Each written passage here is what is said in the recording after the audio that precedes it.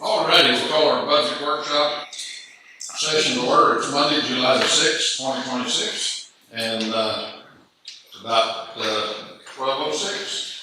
And first item, discussion regarding the fiscal year 27 budget.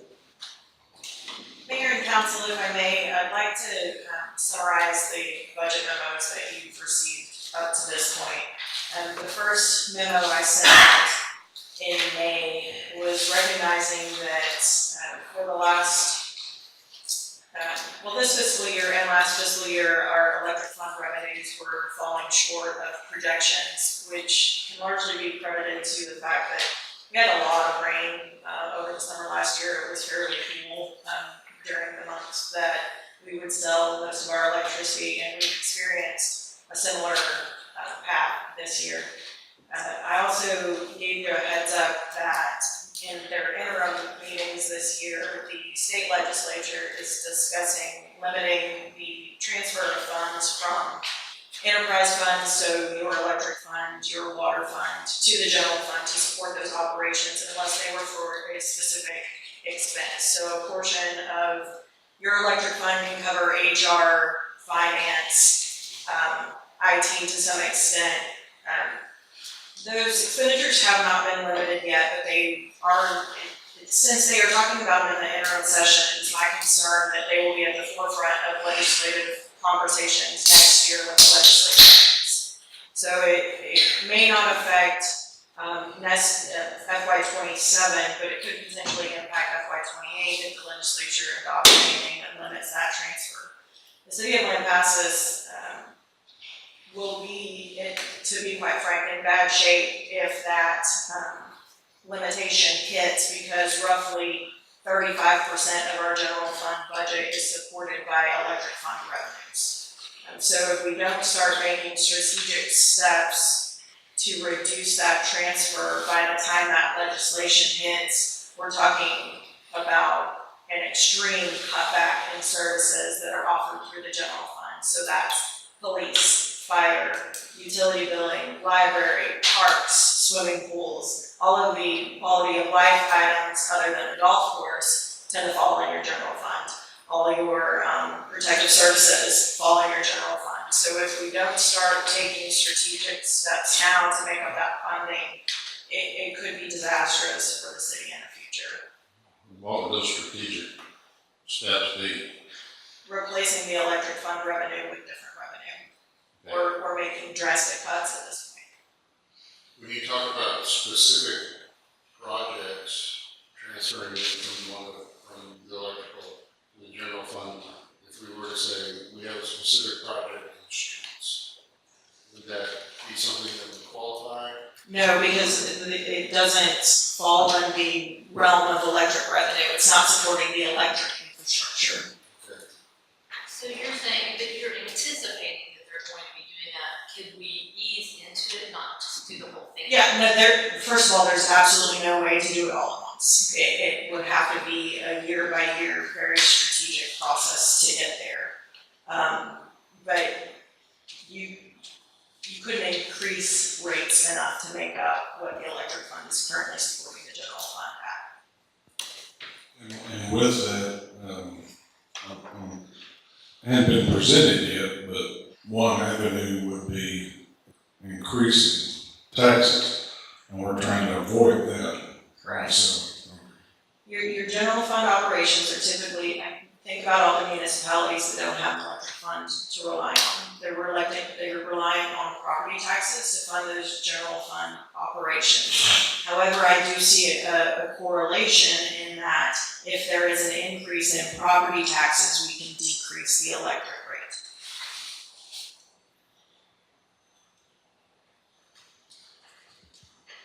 And I mean, just to keep it simple, if we don't increase, really, if we don't increase the tax revenue, then we're going to get in a situation where we're going to lose services. I mean, that's just 100%. And I don't have a crystal ball. I can't tell you when legislature is going. It may not be in the 2028 legislative session. It could be in 2030. either way. But the further out the better, because that gives you more time to plan for it. If it happens next year and in FY '28, we can't support the general fund with electric fund revenues, we're in trouble.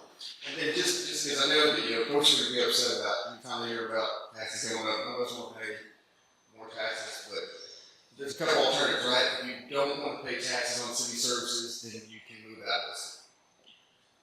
Yes. Or you can not enjoy services like having a pool, having a library, having a police staff, having a well-staffed police force, having a good fire.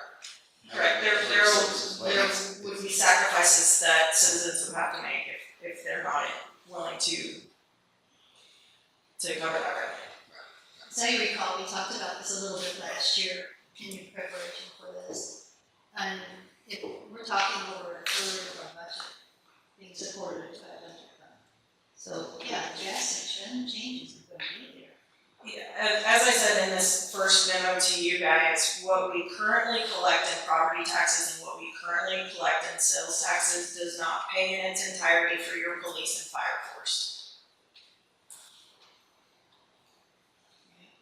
Which leaves, again, swimming pools, parks, cemetery, library. All the things that go up in our city. Do we have too many people in staff? Too many police? Too many, because right now our police, it used to be like which cars and things like that, and now we have like one car for every police officer, their names on the vehicles and things like that. Would that be a place to look at, maybe? And I can defer to Chief on that. In my opinion, I think there could be some changes made to the department with staffing, but I don't run the department every day, so I'm sure Chief Cummings can. Because I know staffing is the majority of the budget is paying for staff and things like that. It's about a third of our expenditures. At the same time, we run into a city that's growing and services are needed more and more. So it's balancing that. Correct. But how fast are we growing? Because we've kind of hit our limit. That's a question, how fast are we growing? How much further do we have to expand? That being said, remember that and of course, they're not to the final process yet, but there's a several hundred home subdivision proposed on one side of town. There's a 70 home subdivision. So the growth is there, Potentially. coming. Well, that'll be in the next few years. Maybe we need to look at, do we need 200 and something houses in 17 acre?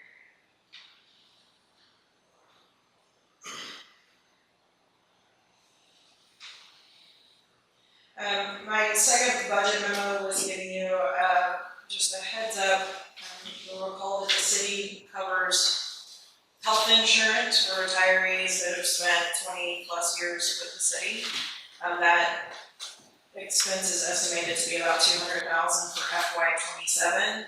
If all the retirees that are eligible to retire in '27 and '28 do, that expense will double to almost $400,000. At the same time, the recipients of those benefits, as the population ages, they rely more on health care. So what we're seeing is a lot of our claims are from our retirees, and that is driving up our renewal rates for insurance. So one suggestion that we talked about briefly at the last city council meeting was changing the employee manual to grandfather existing employees in, but to change it to where the post-retirement insurance is no longer provided. Another option that we have is to remove our retirees from the city's insurance plan and put them on individual plans, which will then decrease the claims against the city's group plan and will lower our renewal rates in the future. Would that be a gradual, if we're reducing like retirees, like, the state has it where after this year, then you get 50%, 75% on EPS and the rest of it. If you're hired on a certain year, you don't receive health insurance prior or after you retire. Would that, something like that, or would it have to be abrupt and immediate? There's a lot of options on how we handle that, honestly. It will take a deeper dive. And that, if I remember right, you get the retiree benefits until 65 on health Until insurance. 65. So with the city, you can retire after 20 years of service. So if someone starts working for us when they're 18 years old, they can retire at 38 and we'll cover them until they're 65 years old. And it's a fantastic benefit to offer our employees, but then conversely, the taxpayers are now paying for a retirement benefit for someone that's no longer serving the city. So it's a double-edged sword. If that retired employee goes to another employment situation, does our insurance require them to drop our insurance? It does not. That would be another option. On moving them off of the city plan onto the individual plan, in my experience, being on group plan is much cheaper for the individual. And so that would be, I would have without knowing any numbers, I'd be sort of concerned that if we're still gonna be compensating them somehow or another, so that we're trying to avoid claims against the city, does that offset the additional cost of being on individual? So I've run those numbers and I can, if you guys would like me to move over there so I can share my screen with you, I'm certainly happy to do that. What I found in the rates that were sent over to us this year, say for example, next year's insurance premium is $914 and some change per month per employee. And based on the individual plan rates that we received, it will be a reduction in cost for some of the employees. If we covered them at that $914 and some change, it only goes up for a few of the employees. And if we wanted to cover that in whole, it's almost a wash because several of those monthly premiums are $550 a month versus $914 a month. Some of them are a little higher. I might have missed it. What is the cost savings by removing that as a benefit? There's no immediate cost savings, but next year when we go out for our renewal rates, if you'll recall, had we gone out to market this year, our renewals were looking at a 25 to 40% increase. They would be closer to 9%.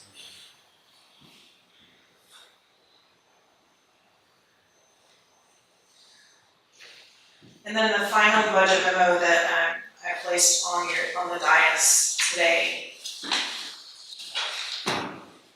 with the exception of 2017, 2018, and 2019, the city of Lampasas has utilized a line item called undesignated unassigned to balance the budget.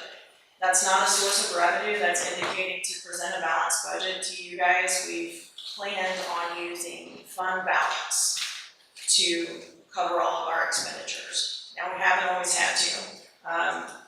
For example, this year in staff turnover and things like that, there's been savings in some of the line items that haven't required that. Sometimes the electric fund overperforms and we've got some more money that we can transfer over. So that's not necessarily meaning that we've drawn down on the fund balance for each of those years, but we should plan on a balanced budget with available revenues, not by drawing down on our fund balance. So when I removed that item from my original budget documents, it left us at about a $411,000 deficit in the general fund and not enough money in the other funds to cover that deficit.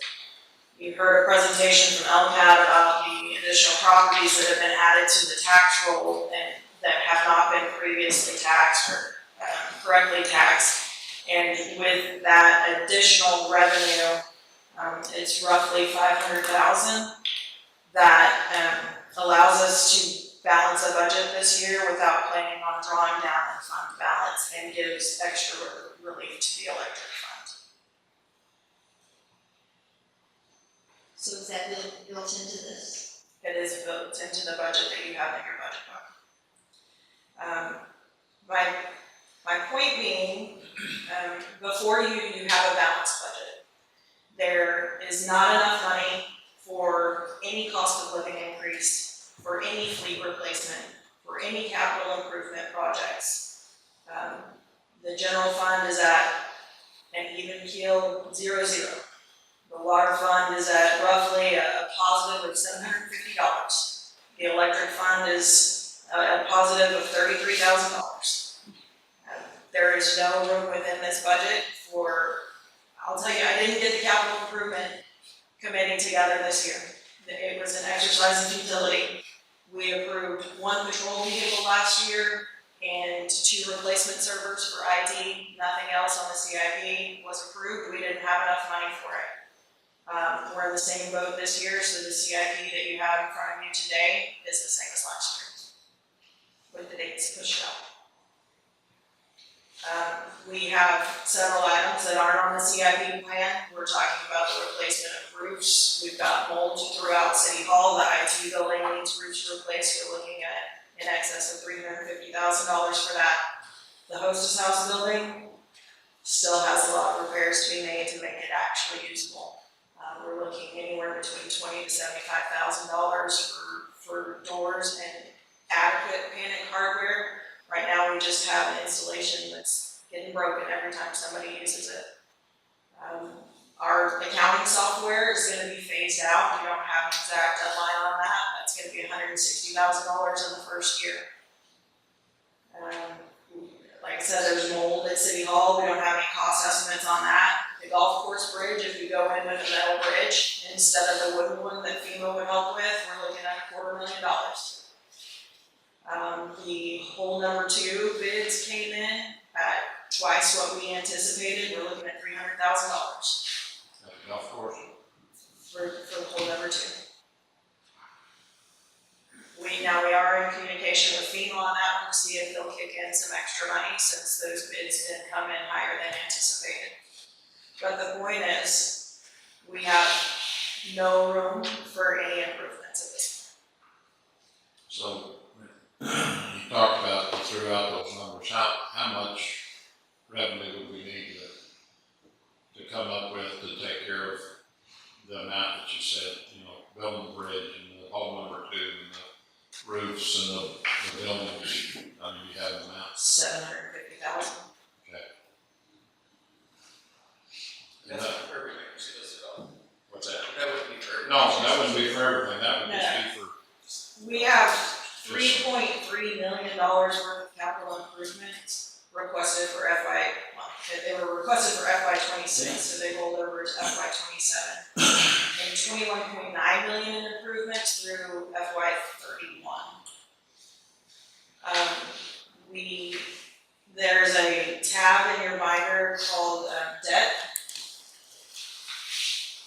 schedule. It's in the very, close to the very back next to last tab. We don't have a significant amount of debt fall off until 2036. We will not be able to issue any new debt until 2036. The water fund, off the top next year, will pay $1,066,000 in debt service.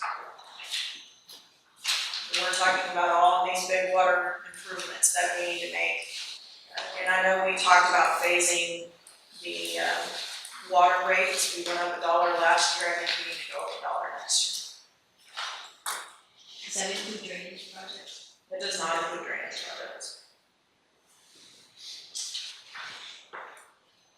Have you communicated with the nonprofits, the Christmas on the Creek and Nature Garden and some of the others? The situation there? And we told them that we wouldn't be accepting funding requests this year. There are some of them that Christmas lights are built into your budget. So Christmas lights are built into this. The flood control dam, the contribution for $10,000 is built into this budget. I think that's a priority. They would like more, but 10,000 is what's there. They would like 15. So what's the multi-year plan for staff to get out of this hole? I think it's gonna take a combination of efforts on where and how do we increase revenues and where do we cut expenditures. Well, I mean, let's talk about it. So, increase taxes. We charge more electric and more water.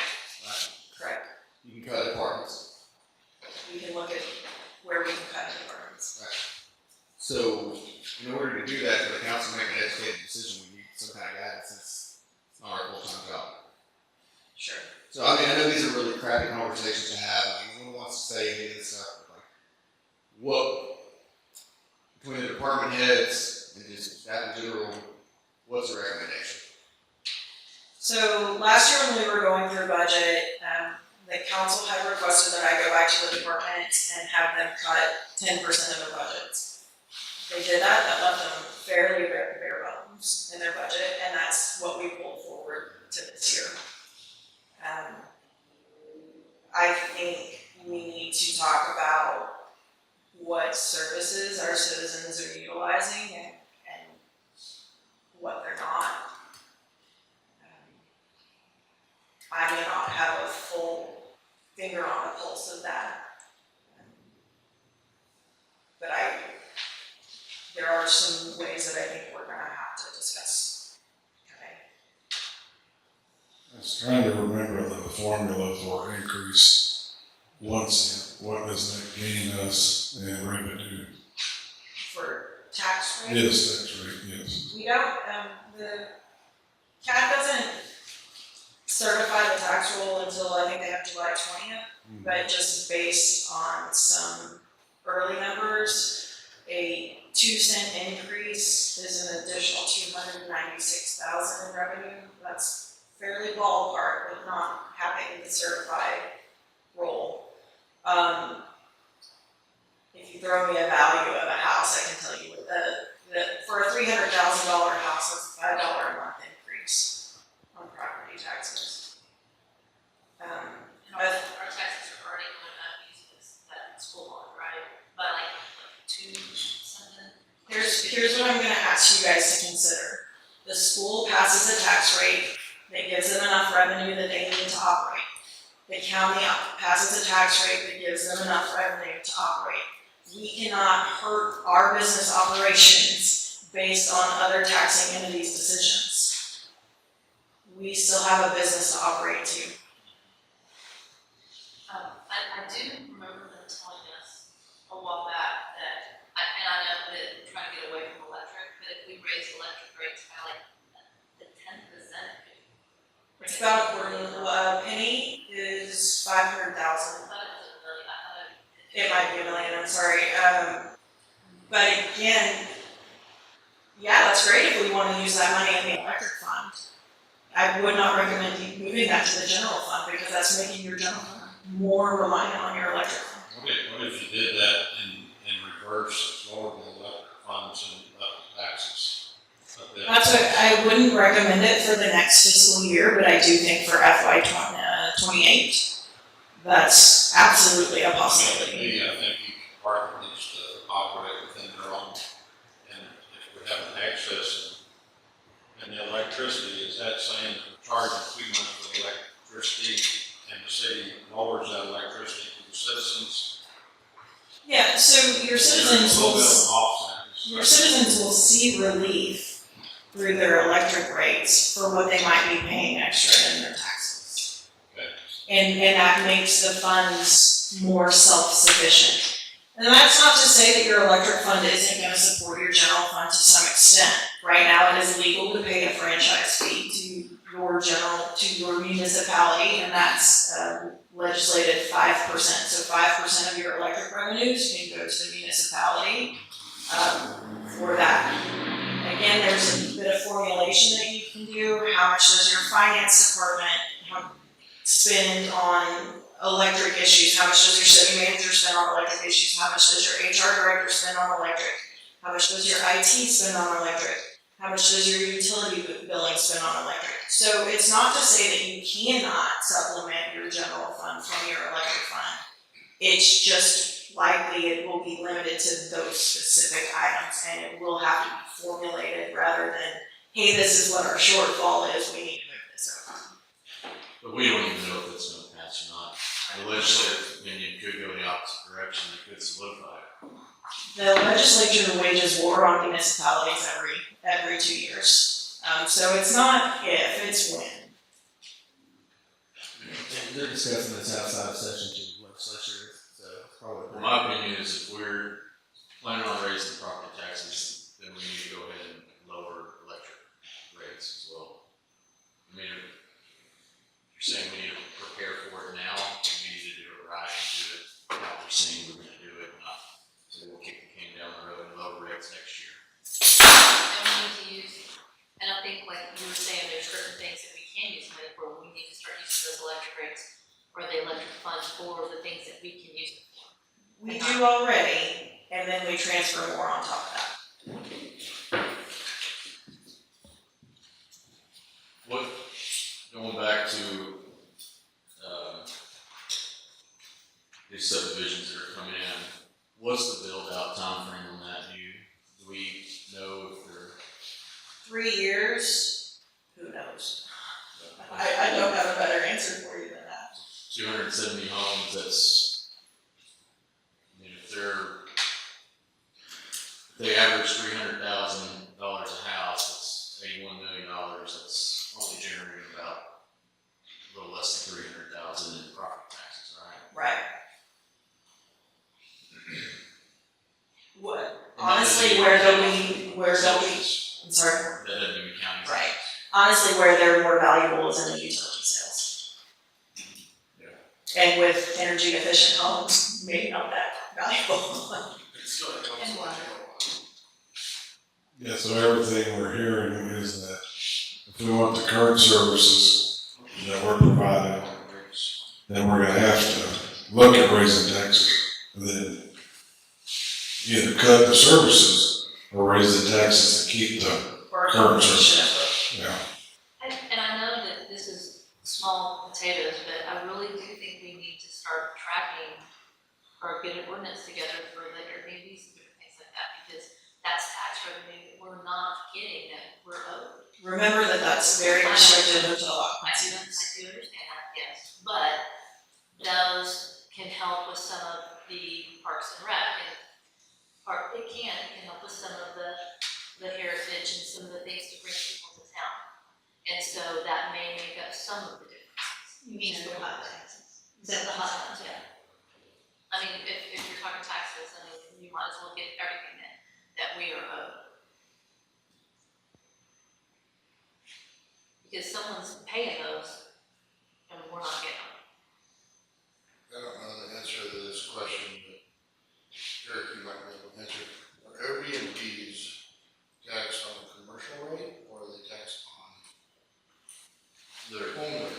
they're taxed on the hotel rate, so The hotel rate? the I'm just saying state property hotel tax. rates, and then they don't, these platforms don't collect for city rates. Well, no, I'm saying property taxes, like for example, if I have an Airbnb in town, would it be taxed on a commercial rate that Elk had, like my building over here, No, it's a residential. that it would be And property taxed tax as on that. residential, but it is a commercial enterprise. So that would be an Elk Yeah, issue. I guess I can go back and forth. Yeah, I mean, you can go back and forth on it, I mean, I don't have one, so, but I don't know how that would work with that. Because commercial rates on property tax is higher Right. than it is on residential, so. How many do we have approximately in the city? I haven't looked in the last probably 12 months, 13 months or so, but the last time I checked, it was about 26, 27 in the city limits. Yeah, so that's not a lot. It's more than the 3 that we started with when we started talking about it. Yeah, It's I'm gonna not, do that. I'm just saying that's a problem, okay. It's state law for them to pay that tax. We don't necessarily need an ordinance to collect it. We just don't have a process to do that. The Exactly. ordinance makes it easier, but They don't, yeah. they should be Because paying I'm it talking all to my out. neighbor right now who just opened an Airbnb right next door to me, and it is rented. And I'm asking her how that's working, and she's trying to figure it out. We need a registration process, but in my opinion, we do not need to make people pay a fee Right. to operate an Airbnb and have all this stupid signage crap. No, I, Customer pays that, right? What? the The customer pays, renter pays the fees. the renter pays the No, I'm taxes. talking about the yearly fee that we discussed previously. No, I agree with you on that. I just think we need a registration. So we know exactly who would owe the tax bill. I know it's not huge right now, but it's going to be nothing but grow. What does that process look like to you? Because you might be a responsible Airbnb owner and come fill out a registration form, but there's gonna be somebody out there that has 4 or 5 of them and they don't care to fill out a registration. They don't care to pay their taxes, or, Well, those people aren't gonna care to look up an ordinance either. but My opinion is that if you know one, send them a letter.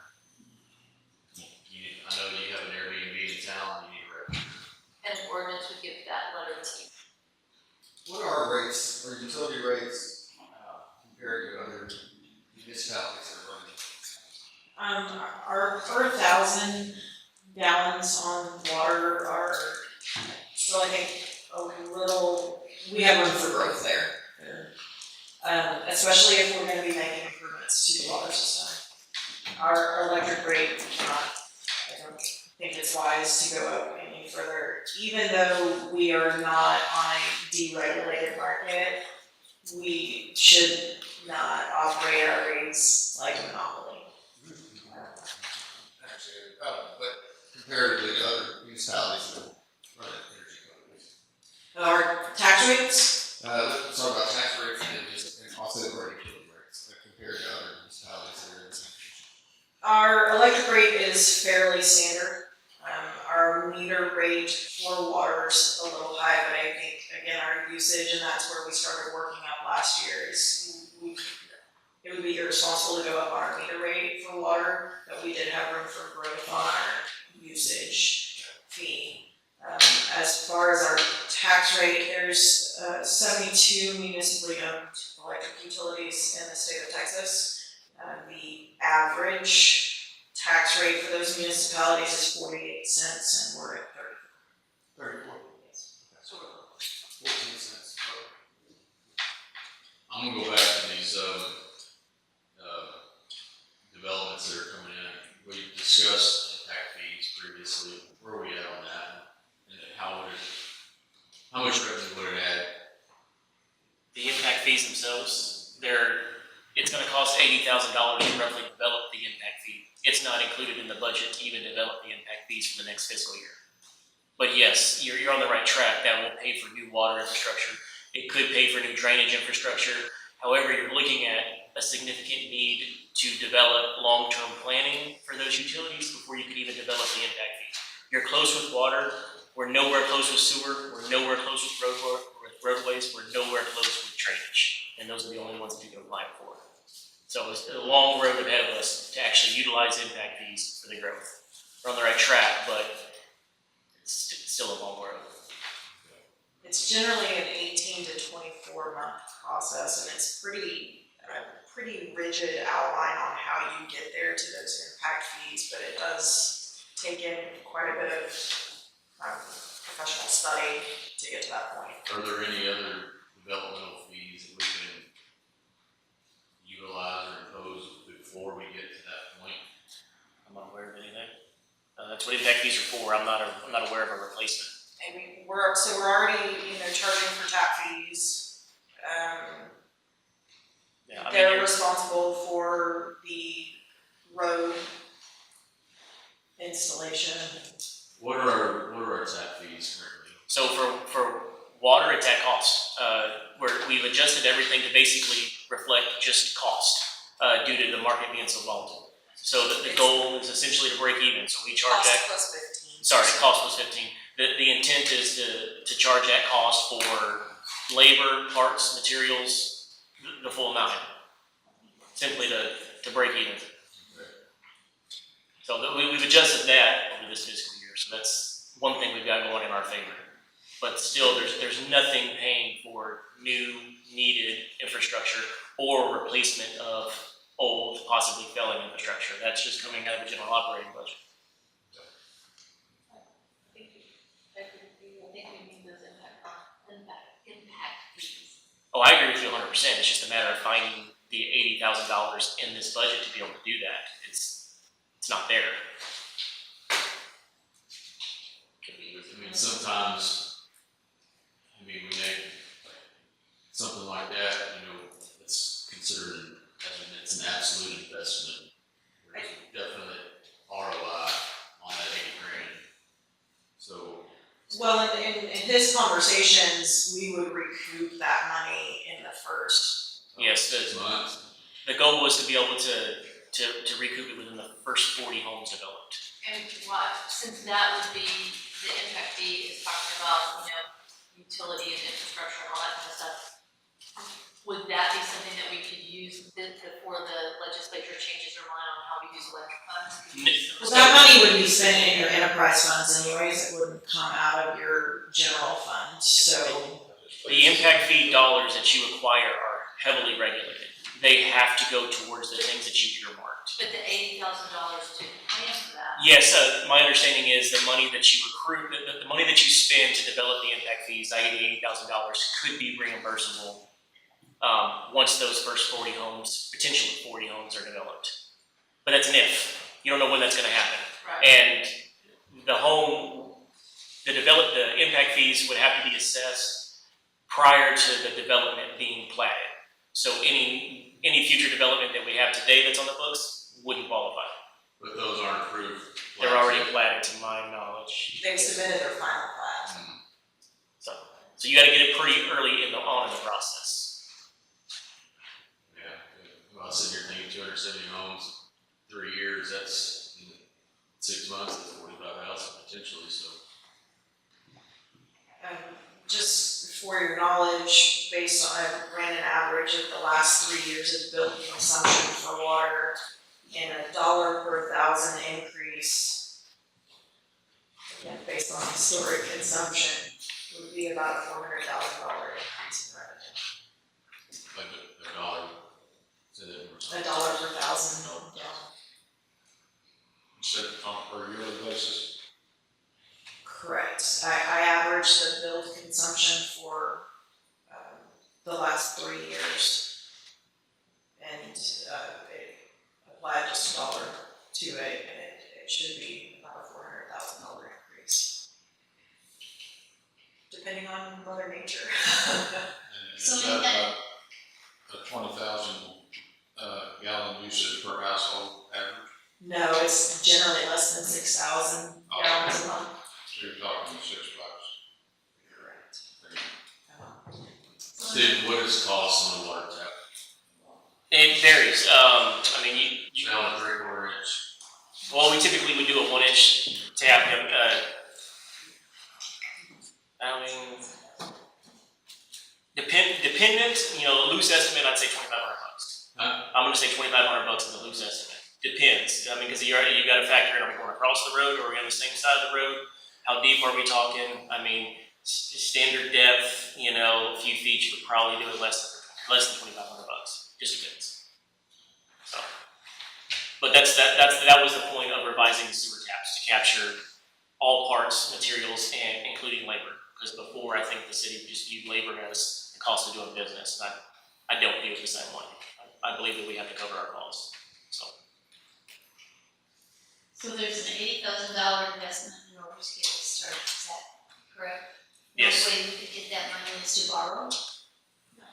Yeah, if we increase our water rate, we've created that revenue for that. Additionally, that we need to plan on next fiscal year and the year after that, making a $100,000 each year investment in the Kempner tanks. It's a joint project with Kempner Water. Our share will be about $200,000. They've said if we can do $100,000 next year and $100,000 next year, then again, it's 50-50. That gives us the revenue we need to make that investment in that joint project. Doing $1 per thousand increase. Correct. But what I was asking, because you said right now you're trying to get away from transferring money from the electric fund, could we use the money from the electric fund for that $80,000? Because it is infrastructure wise before the laws change. You can share the expense, but there's only $30,000 extra available in the electric fund this year, so it wouldn't fund the entire project. But it could help. It could help if they forego any, they need a bucket truck. With all due respect, there's some things, the moneymaker, the electric department in itself, there's some things that they need that they haven't gotten, specifically because we've been transferring money out. So you can argue for and against it all day long, really, but just something to keep in mind. Right. Well, if they are the money maker, why are they not getting what they need? Because Exactly. everything's going to the general fund.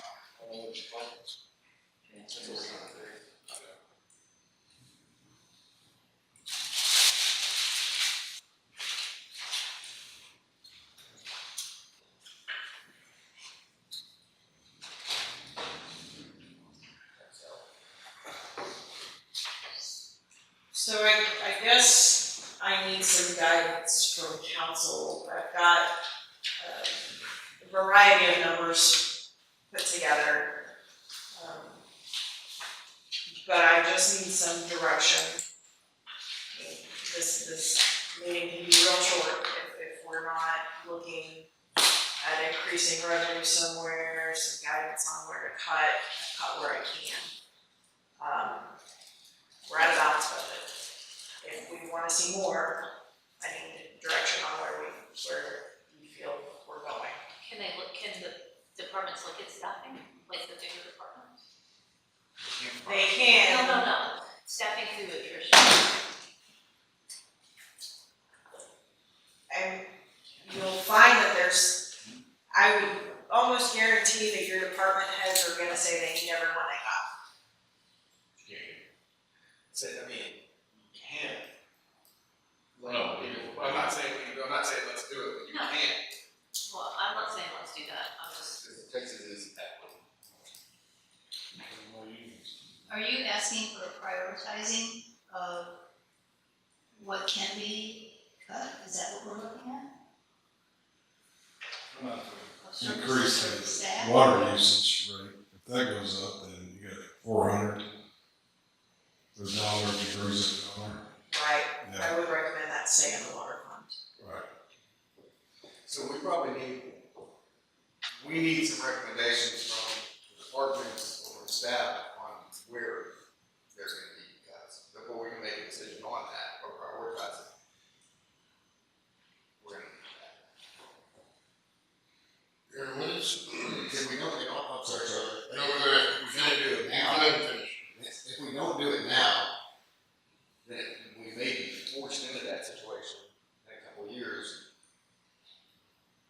Just rather be proactive. It's no good way to say it is. But we can't, I don't think we can make that decision unless we know. And it's also a different statement to say that we believe that through attrition, we should reduce staff. So that every time there's someone who's leaving, that the department head will review what their true needs are. I mean, that's been used by government in the past, that's one approach. Very completely different question. On page 6 of the budget finder, on the electric fund, 693, the transfers, you go a little over 3 million. If we're talking about not transferring, what is that? That's No, the, this is the plan for transfer. I didn't remove the transfer. okay, and that's what I'm asking, like, what is it? The plan for transfer, is that the paying for the electricity for the HR department, paying for the electricity, or is that what? No, it's if you go to page, Should flip it back and forth, I'm trying to if you go to page 9, okay, you'll see line item 410,498.00 and 410,498.01. So the electric fund off the top makes a $1.2 million, $100,000 a month transfer to the general fund. okay, The rest is what's needed to make up the difference for a balanced budget. There's no rhyme or reason to that one. You'll also see movement so from. is that part of the money that we possibly in the future will not be able to transfer? Correct. The money that will likely stay the same if you look at page 8. You'll see line item 440.32 electric franchise fees, that will remain. Okay, And then further down on that page, you'll see 446.81 admin overhead. That's what's going for your staff support right now. okay, The other two numbers as far as I can tell, are an arbitrarily made up. This is what we need to transfer, Just to support other. the general fund. Can you repeat the two lines again? Electric franchise fee for 4032 and what else? If you look further down that page under other revenue, you have admin overhead electric fund. Okay. 12,000? 547,500. Okay.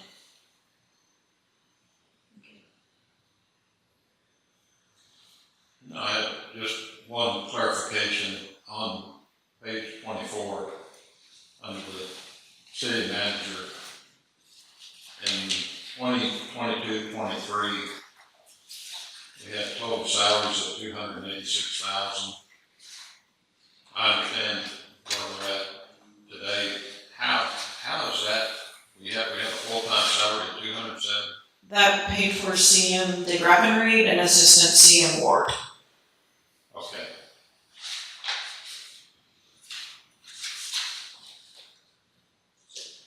I forgot about that.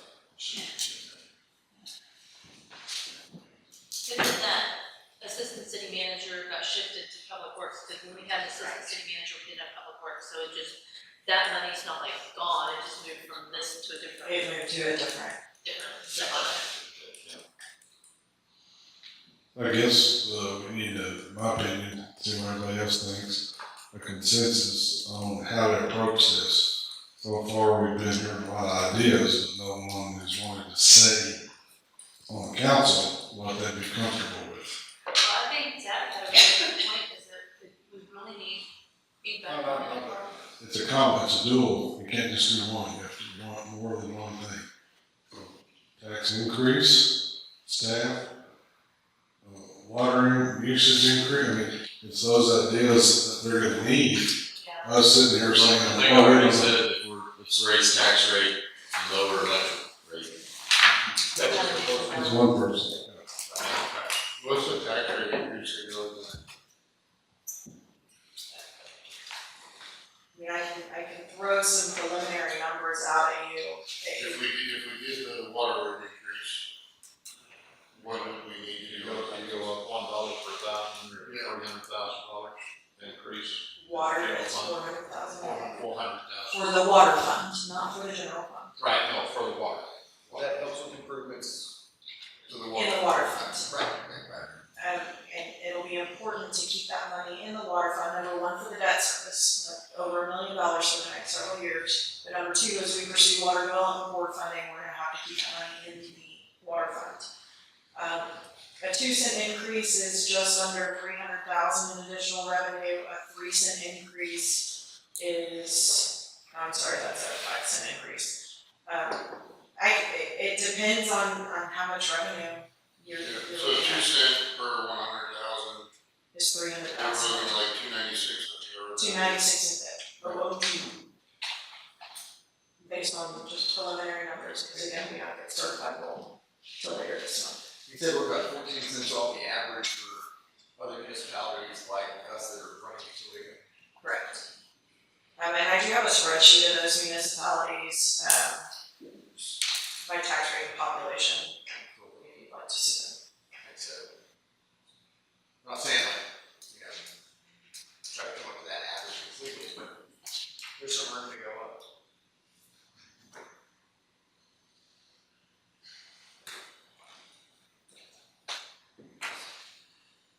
So, we're running some scenarios with a tax increase and a decrease in electric rate, water increase.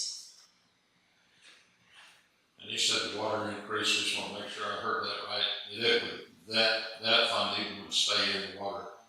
It would not be transferred out. It would not be transferred out. Same way we're doing. It transfers a franchise fee to, just like electric does.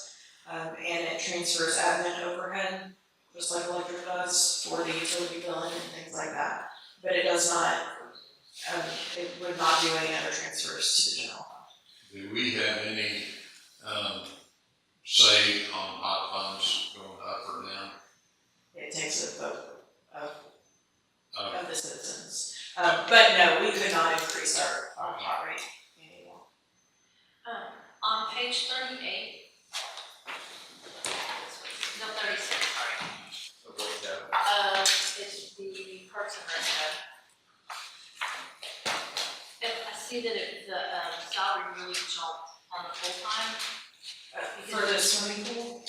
Yeah, because when you add the 343 and the 6,000, you've got about 350, but then it jumps to 425.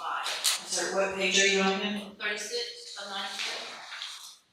After the Parks and Rec. It's the first page, Parks and Rec. And you're looking at which, I'm sorry? The full-time salary. I'm just curious, because it's a big jump. From 24 to 20, or From like, 24, 25 to 25, 26. we added a position? We added a position? And then a cost of living increase on top of that for all of the parks personnel. Last year. Yes, it was added, you'll actually see the large increase for 23. The position was added in FY 24, it was hired partway through the year. And then, a 3% cost of living increase across the board for that.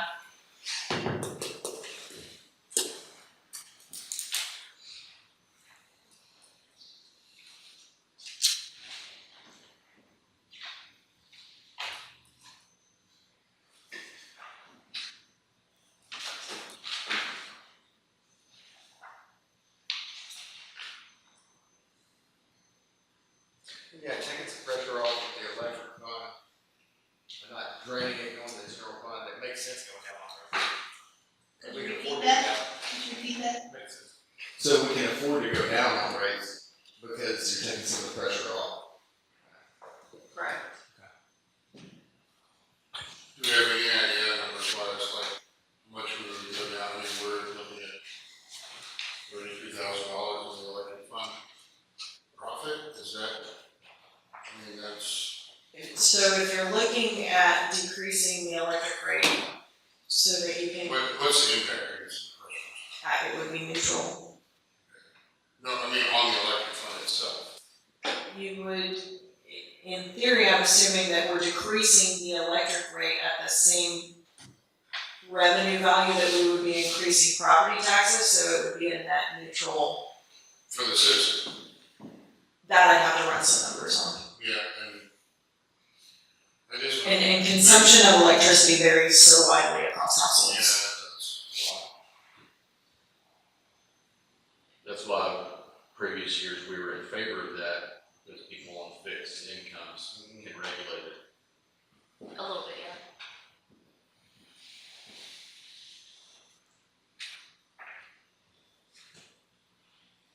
You definitely have more control over your utilities than you do over your taxes. How can we talk about staffing issues? Do we need to move to adjourn to executive session at some point, or? This is the time to talk about budgetary issues then. I don't think that we have, is executive session on there?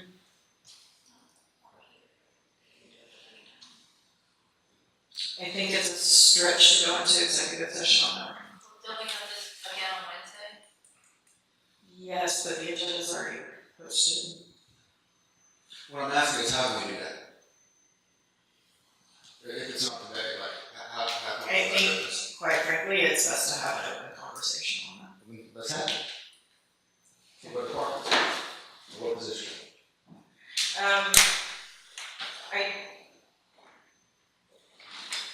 Who do we have here? We cannot reduce any staffing in our fire department. They're already, quite frankly, below the recommended standard. They have requested an additional full-time firefighter for each shift to meet the national standard.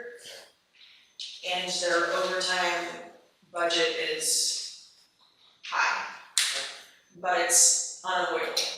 And in adding the 3 full-time personnel, they still have to be paid overtime due to the nature of how their shifts are scheduled out. So there's not necessarily one cost saving over the other than if they had a full-time employee that wasn't able to come to work, they could drop down to just below that minimum standard. And Chief Davis, feel free to join me for this conversation. Right now, our minimum staffing is 4. State law says we have to have 2 in, 2 out. Which means if there's 2 people in a house, there has to be 2 people outside the house. That's the law, we have to abide by it. Right now, our minimum staffing is 4, so at any time, if somebody takes off, we have to fill that vacant position. We do have part-timers that we utilize.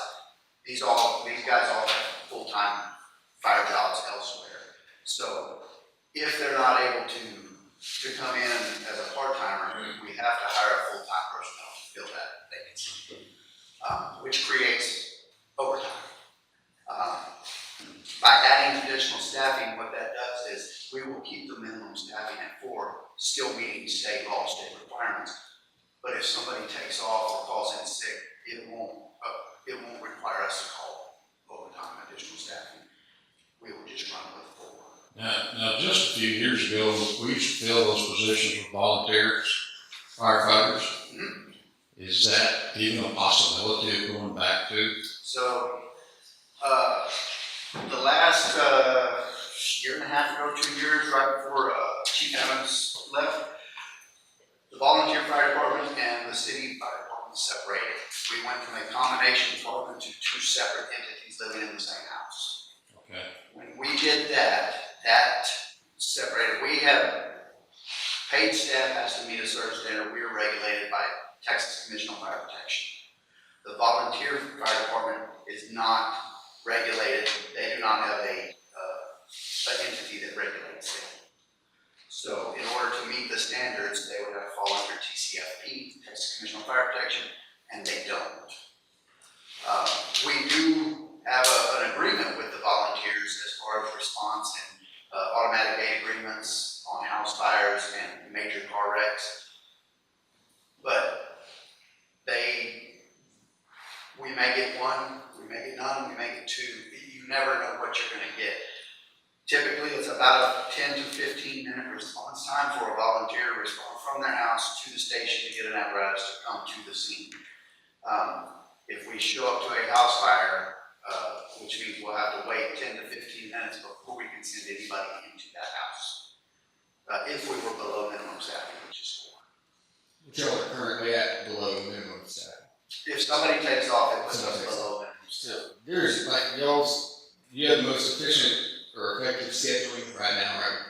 Yes. Changed that a couple of years ago, adopted a new structure and that. Yes. And So they had that previous to me getting here, and I got here, and then Chief Smith had changed that, and when I got here, Chief Evans and I changed it back to. So you're cut right now. It's at where it's at. There's no room. Yes, Okay, so we can move on from there, right? I know we can't get up like wish list stuff done, but y'all are good right now. There's nothing that can be taken away. In fact, you need help. No, I Legally, need to go the other direction. Statewide, you need help. Well, I mean, like state mandatory minimum like regulations. You need help. Yes. Okay, so we can't cut anything there, so let's move on.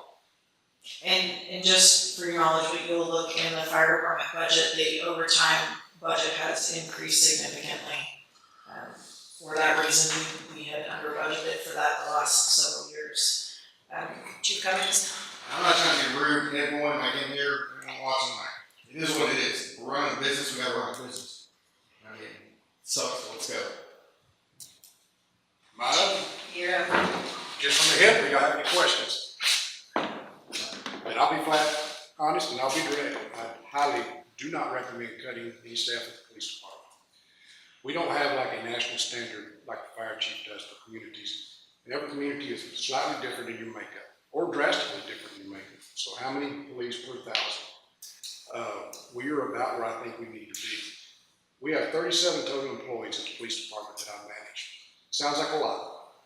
3 of them are the animal shelter. We split the cost 50-50 with the county per year. So you can take a 1.5 off that. 5 are school resource officers. The school pays for full salary for 2 of those, a sergeant and 1 officer, and they pay for 9 months for the other 3. So that's a pretty good cut right off the top off those 37 there. We have 10 dispatchers with our agreement going back almost 5 years ago with the county to provide EMS dispatching. They pay for 3 of those dispatchers 100%, training, staff, all salary. That leaves us with 7 dispatchers, which is about what we've had for decades. You guys are doing the EMT too as well, Hamilton? Yes, sir. That's part of your. And I think it's very important, and they pay for that training, the county does. Okay. So, Do we're they about, pay the staff, they pay for, you said they pay for the training, do they pay for the staff? they pay for 100% of the cost of the EMD program and 3 full-time employees that we felt we needed to add for the additional responsibilities to dispatch ambulances for the county. So if you took those 3 off, then that's down to 7 dispatchers, which I think is about what we've had for decades prior to taking on the EMT services, the dispatching services. So when we get back down to our basic staff, without the shelter, without the school resource officers, and without those additional dispatchers, I think we've only added 1 or 2 over the last maybe, 2 to 2.5 decades. I think we might have added 1 patrol officer. We've added a code enforcement officer. Aside from that, I think we're about where we were when I started 30 years ago as far as staffing, just not have added additional staff other than shelter, school resource officers, dispatchers. And then again, I think we've added 1 patrol slot over that approximately 30 years and 1 code enforcement officer. Our population has slightly grown, but the responsibilities of police in general has grown drastically over the last decades. Could you turn on that, please? Last year, I asked the manager to add a patrol officer to our schedule, which is the new position. She had a form for that, brought it to all of us. In the budgeting process, she decided not to present it, and I understand. I asked for it again this year, and she politely smiled, and it's not going to be presented, and I do understand, but I feel like it's needed, and I feel like I'm not being responsible for not asking what I feel we need. The responsibilities have grown drastically. Where does that need come from? I think it's a combination of several things. One, our population has slowly grown over time. Our calls for services have increased. Not drastically, but also for every calls for service, the expectations increased drastically. One example, if we get called for someone possibly having a mental issue, in my day, as quickly as you can find something that borderline on a Class C misdemeanor, which happens quick usually with mental, quickly as you could, you got cussed on and went to the jail. You don't do that anymore. They're going straight to the hospital because the jail won't accept any indication of surrender. You're talking about quite a bit of time at the hospital trying to decide, are they going to jail? Are they going to be transported by us, Metroplex? How many officers are trained for mental health crisis? All of them are. They're required to have training to a certain level for mental health. What is that level? Well, it's just they have to go to school. I think it's a 2, maybe 3-day school to be a you can be a mental health officer, but you have to have mental health training just in general to be a police officer. Then you can actually be a mental health officer, which is, I think, a week-long training for certification. That's what I'm asking. They don't have to have that highest level, but you do have to have basic training to be a police officer in mental health. I understand that. How many specifically mental health? We don't have a specific mental health officer. Charlie, we don't have one. Now, we don't have one that's certified week-long training specifically to be a mental health officer. So all of our officers have had the basic mental health training because they have to, which is a few days of training. Which is just standard with police training. Which we're just training going through the academy, right? So, I mean, it's no specialized training, that's just part of the curriculum for every police officer. Which is an additional thing that they have to have and maintain. It was not there a few years ago. And not to get down a rabbit hole on the mental health. It's one thing that has drastically increased the calls for services and the time it takes and the expectations to include if they go to mental health, and we do a mental health evaluation, take them to Metroplex to a mental health hospital. Once they're released, we have to pick them up and bring them back. And that's just one example of the increase in 1 second, where you say you had to pick them up and bring them back once they're released? Yes, If they're still on the hold, right? no, if they're released and they decide after, sometimes it's just a couple of hours, sometimes it could be a couple of days. Once they're released, we get a phone call, and if we, the city police, took them over there and dropped them off, we have to go over there and either bring them back here, unless there's somewhere else that they want to go. we can take them there, but we have to make sure it's a quality place, we can't just go drop it off on the street. So we drop off and we pick up. But the officers from the PD always make that transport like a Metroplex, or sometimes the deputies that make it a courtesy transport for PD. If we pick them up in the city, it's our call, it happens in the city. We have to do the whole thing, and that includes picking them up, grading them. So I thought there was an incident a couple of years ago where a woman was taking 2 Metroplexes and releasing them in the streets and then hit by a car on the interstate. There was. So she was taken by, and they passed the CD. I don't remember the exact details. I do know what you're talking about, but I don't recall off the top of my head standing right here. voluntary. It was what? It was a voluntary transport by EMS, and they released for that whole. I remember there being orders on there, like a medical hold. If you didn't hear, Assistant Chief Boswell remembers it as that was a voluntary person who wanted to go. It was not. It's not. I worked that case. And Councilman, I'm not trying to sum up where we were going with that. Exactly. I was just trying to make the point, and I pulled emergency medical dispatch out, the increased responsibilities that our officers have to do these days. It used to, it I was understand that, but it's an increased responsibility if those responsibilities are not being taken care of. Like, there's no increase in responsibility. I'm not hearing an increase in responsibility in how it's handled. Because if you don't have specialized training for your officers, then how have you addressed that increased responsibility? If there's examples of someone with mental health issues not getting brought back, I don't know how you address that.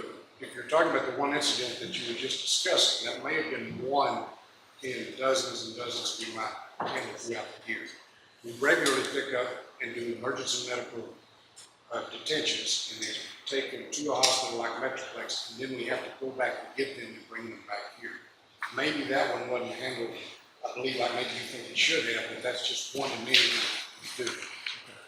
And my point I was trying to make by bringing that up to start with emergency medical, and you obviously have a passion about that case, so I didn't mean to hit a sore spot on the subject in general. No, I'm trying to address right now budgetary issues, but then you said that there was increased responsibilities and that you're expected to do more and have been for the past couple of years. And I'm addressing my perspective as a citizen and as a councilman of what you're saying. Okay.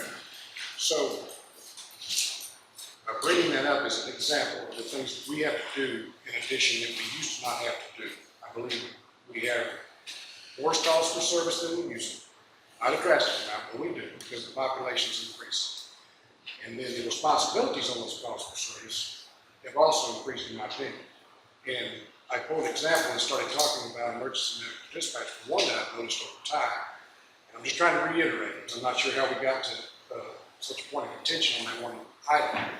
But I do remember in my patrol days, years ago, decades, if you went to a mental health potential issue, we weren't trained at all.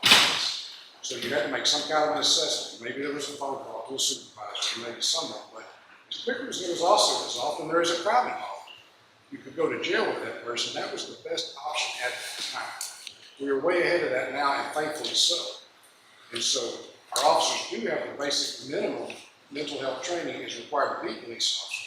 Though there is a higher level of that, you can go to be an actual mental health officer and certification for that. None of our officers have that higher level now, but we all have the basic. And so as you get to these calls and make the call that this is potential a psychological issue that needs an emergency medical attention, then there's a lot more to it. You can't just go straight to the jail. You're going to go to our local hospital, possibly for an evaluation, if not straight to Metroplex to drop off. Then they could call within hours or maybe the next day, but if it was our transport and our drop off, we then have to go pick that person up and bring them back here, unless there's been some kind of another arrangement made, and we still have to make sure they get to where the places at. So I was just trying to make one example of how the responsibilities, in addition to calls for service, in relation to the traffic that comes through town on our highways now, to the slight increase in population, that has increased. Our responsibilities in general. When I went through the police academy, it was 3 months on the nose. Now it is 5.5 months. There was a certain amount of training within the next few years that we had to go to. That's increased drastically. Every legislative session, to be a police officer and maintain your police officer certification, you have to take certain training over the next couple of years. Those items have increased drastically. It's becoming harder to be a police officer and maintain your police officer certification, and it's getting harder to be a police officer. When we have an opening, as we do right now, we are advertising currently for a certified officer or someone that wants to go to the police academy. The next police academy starts in September. So we would like to get a certified officer, but we get very few and often any over the last couple of years, people that are already certified and ready to go to work. So most of the time, we put someone through the academy, which we have one in the academy right now, graduate in January. If we get someone to, if we don't get a certified one in September, start in September and graduate in March. That's roughly 5.5 months. They'll go through 6 to 8 weeks of training depending on how that goes before they'll get out. So you're looking at almost a year process to advertise, get someone in interview, get them into the academy, graduate, and get them field training to get out. So it puts us short staffed, and I don't believe we've been fully staffed in my approximately 4.5 years as police chief and police officer. We've had it's only been for a day or two literally, and then we go going through that process. So we're often 2 to 3 down at the time trying to get someone either out of field training or out of police academy or into the police academy. So it takes a lot longer to do what we do. It's harder to find people to do what we do, especially on the small town police level. As I've expressed over the last few years in my annual reports and at budget time, we are slowly being surrounded by a population that's increasing from the south to the north and from the east to the west. That is not a bad population. It's the better part of the community growing this way. It's also increased, like the manager mentioned, the tax revenue of some of these areas around us, so they can afford to pay more to do a lot of services, not just police, but all other government services as well. But it's hit the police department, especially us, in a hard way. As we've looked over the years, slowly these northern Austin, these small communities pay a lot. We used to pay more than Copper Stove did when I started. They now pay more than us, but they're 3 times our size. They used to be just a little over. The same with anybody down in the East 190 corridor.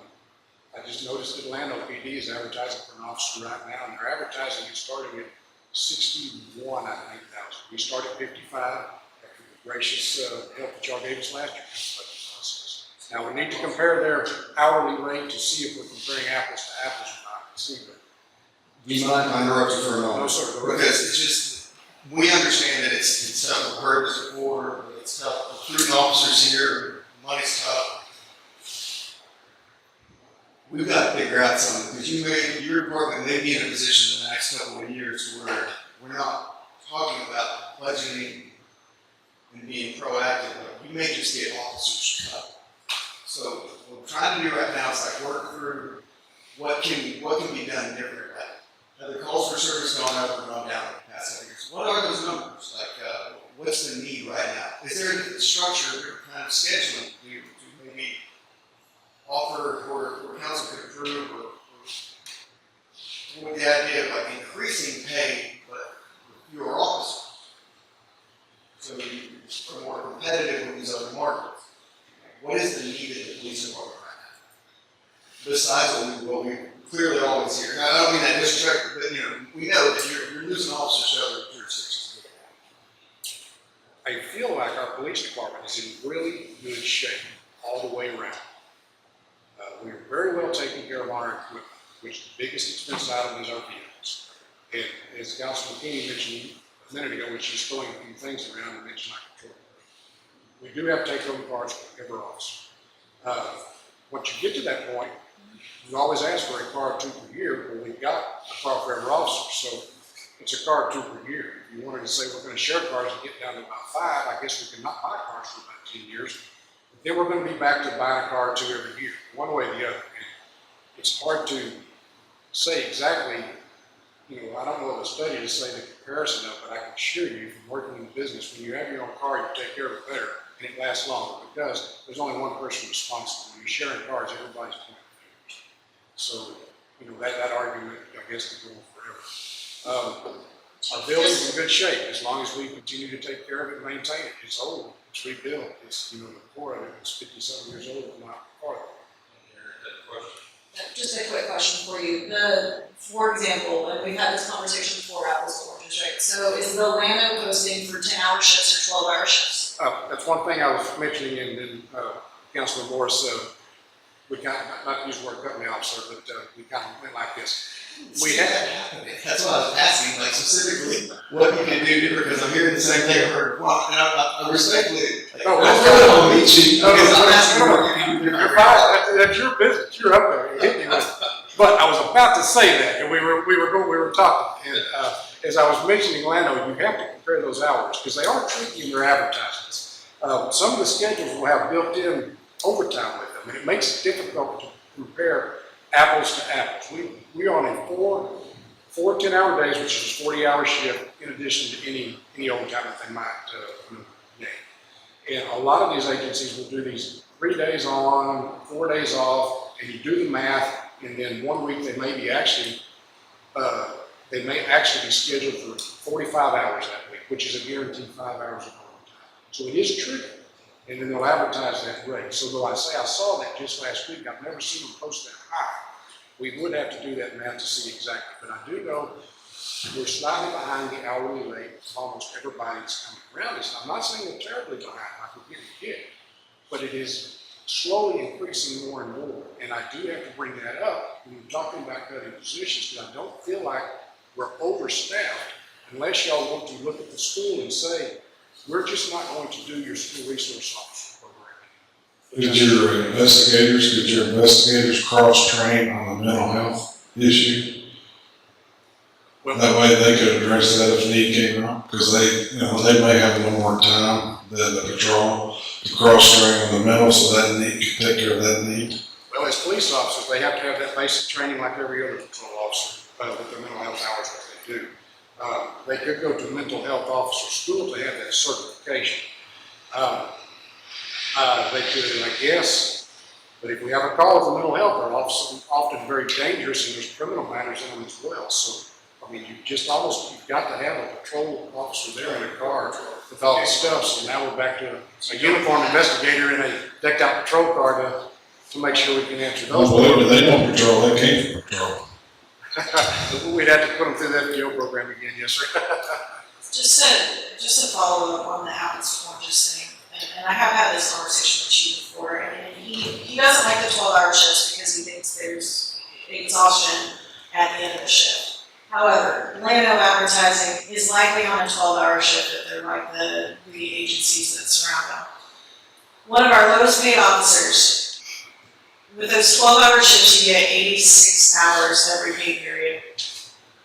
And for law enforcement, although the city of Lampasas doesn't do this, for law enforcement, you don't pay overtime until you hit more than 86 hours of work. Now, the city of Lampasas pays overtime for anything over 80. But if you were to take one of our lowest officers' pay and transition it to that 12-hour shift, it would be $61,000 a year. So that's what I'm saying about the apples to oranges in their advertising. Our hourly rate is likely the same. They're just guaranteed more hours in their pay period. They're guaranteed 86 hours in their pay period, where we're just guaranteeing 80. And so our starting pay looks lower because it's based on a different hourly schedule. Yes, ma'am, I'm fully aware. It was the I was just pointing that out. With the Atlanta example, I You also believe. don't pay overtime until after 86, correct? No, we don't, We pay it after 80. Right. Other law enforcement agencies typically pay it after 86. Right, that's what the county wants to do. And that discussion has came up for years here, and it's always that I've heard, long before I was even in this position, is that we're not gonna ask other people in the city, if everyone else has overtime at 40 hours, we're not gonna ask any other department not to get overtime. That's something to consider. Right. And I am very aware of what the manager is speaking about, and I don't know the exact hours in the schedule. When I referred to Lano as that advertisement they just had, and she may very well be right, because that's part of they'll advertise that because they're putting in those hours, and it makes it a little easier to stomach.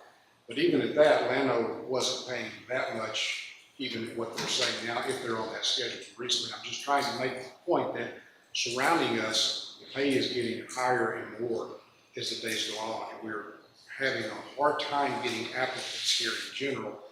And sum it up, and I can keep going, and I'm very passionate about not cutting staff, which I believe will cut services. And if we were going to, I think we would have to look directly at our school resource officer program, which I would sure hate, because we've worked for decades to build up what I think is a shining example of a good program. And then I think we'd have to look at the emergency medical dispatch and just see, but I think that provides a great service for our community. And, No one's suggesting that, you're working it back. We're suggesting maybe, through attrition was the word I heard when I said that. well, I mean, that's been one thing that's been brought up, but also potentially different structuring of scheduling, but we're not talking about the SRO. I mean, we're talking about, because that's a split with the ISD. Isn't it? Sure. Well, again, it takes a lot of management. I mean, somebody has to manage that. It's managed out of the day shift, primarily our patrol lieutenant, even though I was a sergeant. But I did hear attrition, Councilman Morrison, and I heard from over here, where we might cut staff. So, and I was looked at just out of the, to step up and start talking, so here we go. And I know how these things go, and if I've got my shot to stand up here and talk, I'm not gonna be bashful. And I don't wanna go back over to my department and say, the chief not stand up and fight for what we've got, so please, I'm upset about it, and I'll take shots all day long. Chief, I asked. You're doing a great job, but actually. I would like to ask you a question. How many newer officers have you had in the last year? Newer officers in the last year? How many we put on staff Yes. last year? Well, we've got 2 openings right now, and we've got 1 police academy. I think we average it. I mean, I have to go back and look, and I can tell you exactly, I have the list on my desk on my clipboard. I think it's about 4 or 5. Well, which Charlie and I were looking at this morning, I think we've had 19 since I've been chief, so 4 times 4 is 16, 4 times 7 is 21, so, probably about 5 a year, but I think about 7 or 8 of those were just flat out retirements, so that's good. How long does it take to train full-time people? Does With it take 6 about a to 8 year? weeks in field training. It's 5.5 weeks for the police academy, 6 to 8 weeks in field training. And by the time someone tells us they're gonna quit, turn in their letter, we get it advertised, get interviews, take applications, get interviews. It's probably a 9.5 to 10 month process to get somebody out on the streets. And for the new hires, you have 3 or 4 months of training, learning on the job, riding along. Is that correct? 6 to 8 weeks after they get out of the In fire. addition. It's a heck of an investment. And we do have a good field training program. We've got really good people. By the time you get through that, I want to assure y'all got a really good, rookie, good police officer working for them. I mean, we have good people over there. We are just getting fewer and fewer when it comes time to try to hire somebody like right now. And retention is extremely important. So if I seem passionate, I am. And if I seem like I'm on edge as soon as someone starts talking about attrition and cutting and equipment, I am. Because we are doing everything we can to try to retain these people that y'all have invested as taxpayers a ton of money in getting and retaining. And What is the tax rate in Orlando? They got their own electric department, so hold please. Oh, we mentioned that, because Burnett's coming up, Burnett's in the 60s. Or waiting on that too. I don't think anyone can say that you're not standing up for your department. And I know you thought that I was getting personal with you, but it's not a great seat to be sitting in right here talking about this either. I hope you understand that. don't get me wrong, Councilman Morris, I'm not offended at all by direct questions. This is important stuff. I'm a taxpayer too.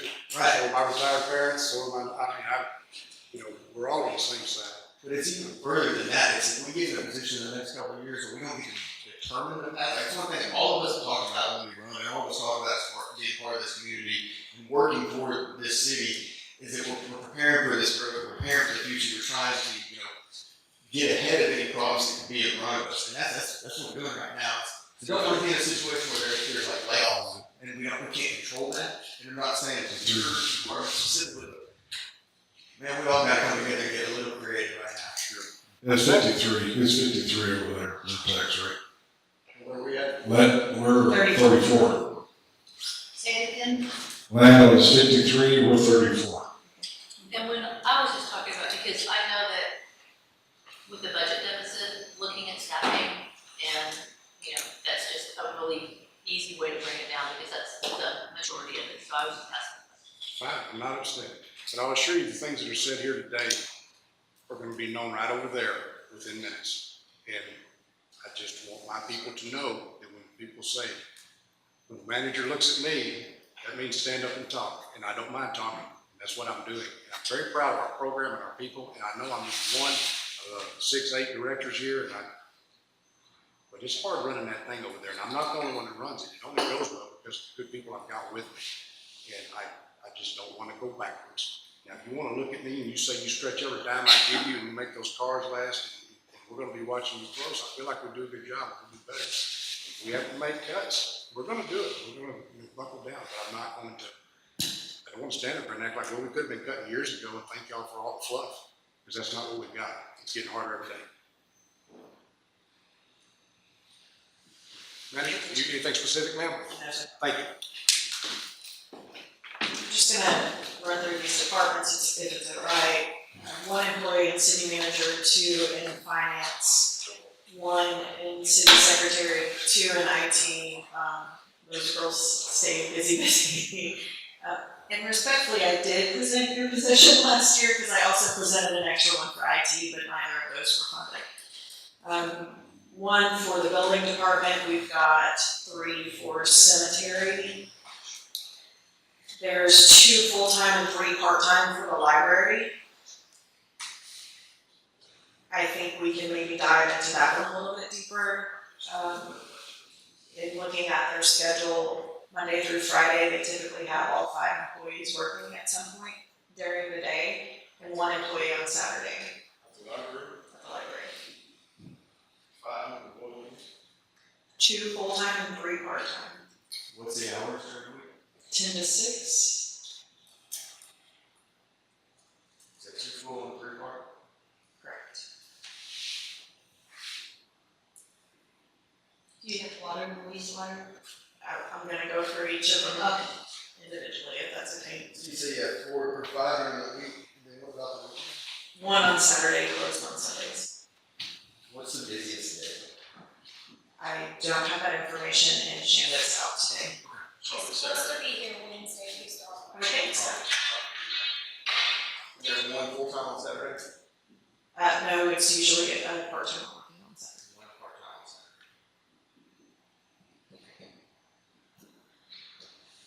There are 9 in the Parks Department. That's general parks, maintenance of everything except for sports. There is likely 1 position in that department that after retirement, I wouldn't recommend replacing that position. I think it can be potentially combined with another role at City Hall. 2 years. Obviously, the pools are seasonal. We've got 3 at Parks facilities, maintain ball fields. Chiefs just spoke to theirs. Obviously, we have a part-time judge in the municipal court and 2 full-time employees. 2 in the public works department. There are currently 6 in streets, although we've talked about restructuring that a little bit, Stephen. Yes.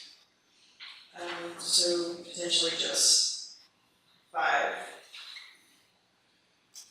Or I'm sorry, it would stay at 6 instead of being 7.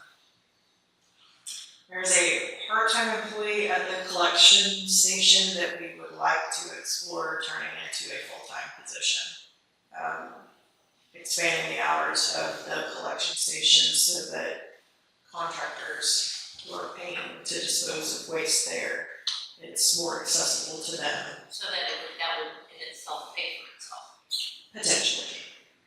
But if we're kind of cutting a position from the streets department, it would help cover the expense of that.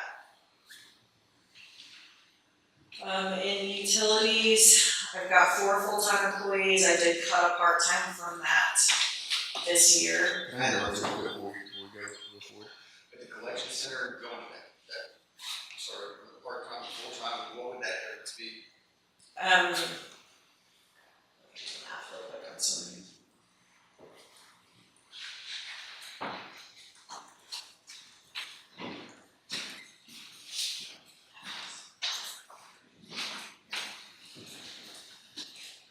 It's not right.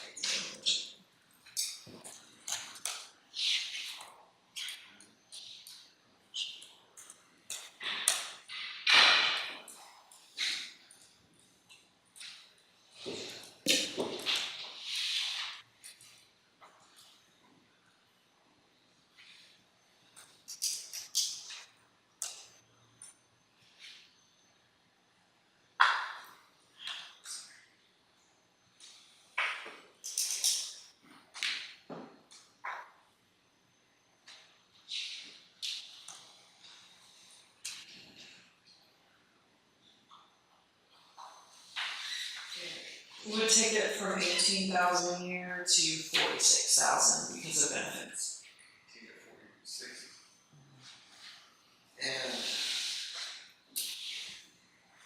And what are the part-time hours right now? 10 to 9 to 3, 9 to 3. Wednesday through Friday, and Saturday is 12 to 8 to 12, sorry. So if it was full-time, would it be like a Monday through Friday and no Saturday, or would it just be the Saturday? We talked about Tuesday through Saturday, off Sunday, Monday. Yeah, that's what we discussed. And you also have the potential there we just raised the rates on the collection station just to break even from Frontier. But you could also incorporate that a little bit more to try to break even with the salary as well. So, talking about adding an extra day, but what's that $28,000 increase, and then you have full benefit package too? That's included in that $28,000 But increase. then you would do the full benefit package for the person from streets that you were talking about going down, so that's kind of a wash. It's a net savings. Because the salary's less. I mean, I guess I'm just wondering, like, I know y'all know it's your recommendation, but like, is the juice worth the squeeze of bumping that up? Like, we're gonna get that money back in revenue there. I know you don't have a crystal ball or anything. I mean, do you think those hours would help contractors a whole lot more since you're in that game? There's how many contractors do we see dumping there? There's quite a few. I don't have a number off the top of my head. I didn't compare to that. There's quite a few. But yeah, there's quite a few. The times I've tried dumping there is about 5 times the cost of trying to cover the dump, so that's why I was curious.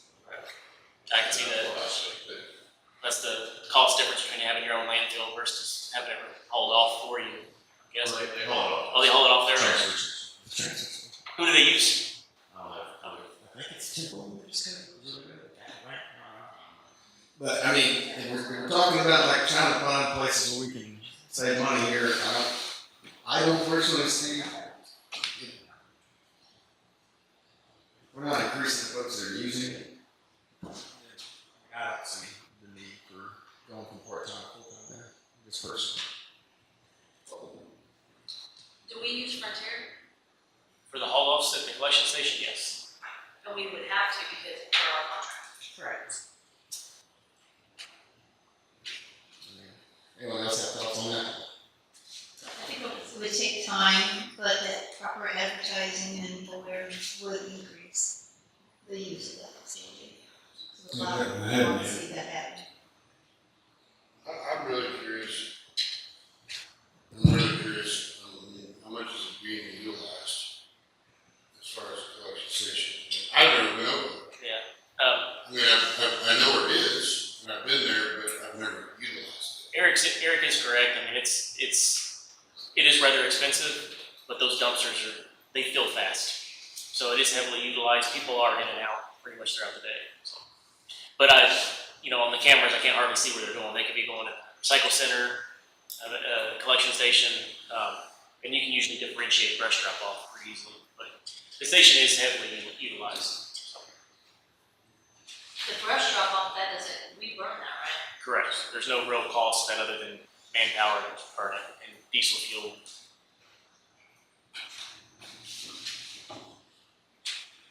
I don't think we get a return on investment on the FTE there. On what? On full-time employee. The collection station is very expensive to operate. I will say that.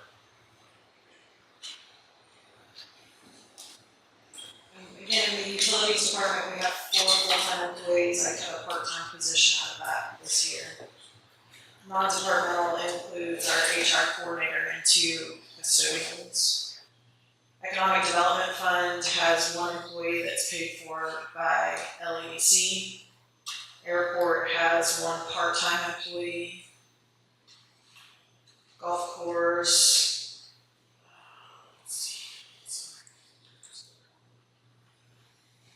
Is 9. Superintendent, essentially 4 part-time clerks, and 4 groundskeepers. One of those being a supervisor. Animal shelters, 3 employees. That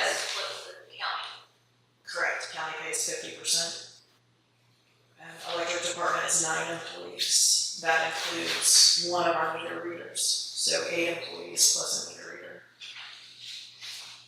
Then there's a meter reader that's paid for out of the water budget. There are 6 employees, does that sound right, for water, wastewater? It should be more than that, it should be closer to 9. Do you have the plan in there as well? And then 3 for plant. 3 for, Wastewater plant. 4 for plant, I'm sorry. That includes the water, wastewater superintendent. So there are 6 employees split between the water and wastewater fund and 4 that are paid for out of plant. And one of those is a meter reader. One of those is a meter reader. No, I'm sorry, that's in addition to the 6 for water, wastewater.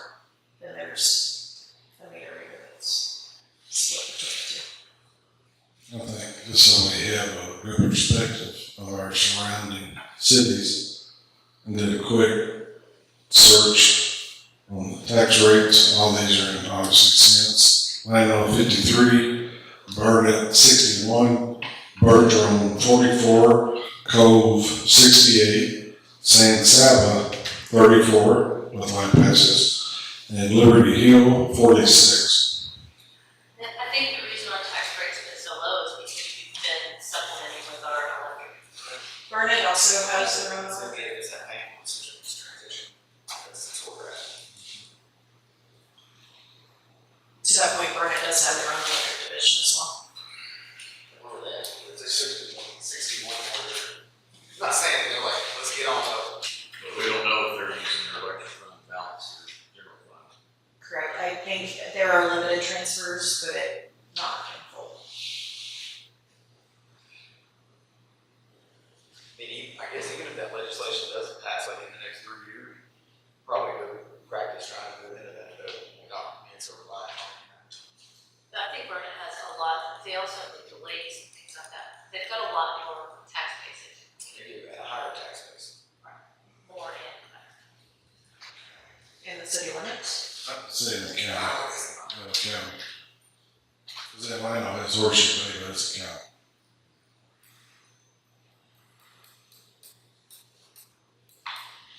So we're looking at potential tax increase, electric rate decrease, water increase. If we increase the tax rate, we could actually treat our city employees in these apartments better, too. Right, I mean, that's, the taxes went up, there was more money coming in, and we weren't so reliant on that electric fund too. I mean, instead of talking about working all these apartments straight by, we can be talking about growth actually. I mean, is everyone else getting that? No one wants to talk about this, but like, Right. oh my God, let's do it. I also, We're all city, we all live in the city. I need some guidance on whether council wants me to explore any sort of cost of living increase. Perhaps not across the board, perhaps for earners under 50,000, under 60,000. What that number looks like to council, I don't know. Or across the board, I mean, I can obviously bring you all scenarios, but Be citywide, correct? correct for each department. I'll run some different scenarios for you on what that looks like citywide.